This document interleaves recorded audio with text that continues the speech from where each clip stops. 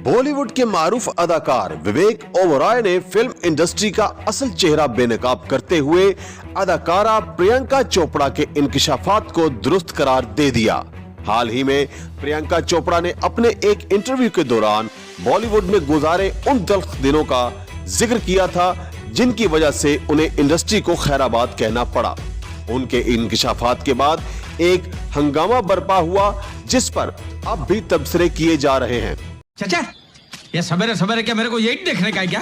बाबू भैया, विवेक ओबेरॉय ने अपने एक इंटरव्यू में बॉलीवुड से मुताल्लिक बताया कि खुशी है कि मैं इंडस्ट्री से दूर हो गया और एक आजमाइश से बच निकला, लेकिन हर कोई इतना खुशकिस्मत नहीं होता।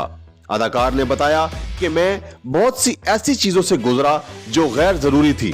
कैसी अपमानजनक बातें कर रहा है ये? अश्लील है ये लोड़ा। उनमें बहुत सी लॉबियां और कहानियां हैं जिनका जिक्र प्रियंका चोपड़ा ने एक इंटरव्यू में किया। बदकिस्मती से ये हमारी इंडस्ट्री की पहचान बन गई है। उन्होंने महीनों तक काम न मिलने का जिक्र करते हुए बताया कि मुझे film shoot out at Lokhandwala में बेहतरीन अदाकारी के अवज अवार्ड मिला। ये फिल्म बॉक्स ऑफिस पर कामयाब रही, लेकिन इसके बाद मुझे 14 महीने तक घर बैठना पड़ा क्योंकि काम नहीं मिल रहा था। कैसे कैसे लोग रहते हैं यार यहाँ पर। साला तुमको पागल कुत्ते का गाड़ी उठा के ले जाएगा, बता रहे हैं हम। जब मैं इस मुश्किल वक्त से गुजर रहा था तो सोचा कुछ नया करूं। मैं कुछ ऐसा करने का सोच रहा था जो मुझे आगे ले जाए।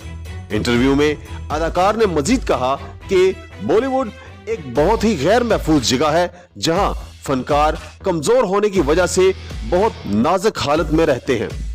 नाजरीन, आज तक के लिए इतना ही। जल्द ही एक नई इंटरेस्टिंग वीडियो में आपसे मुलाकात होगी। अपना बहुत ख्याल रखिएगा। Take care.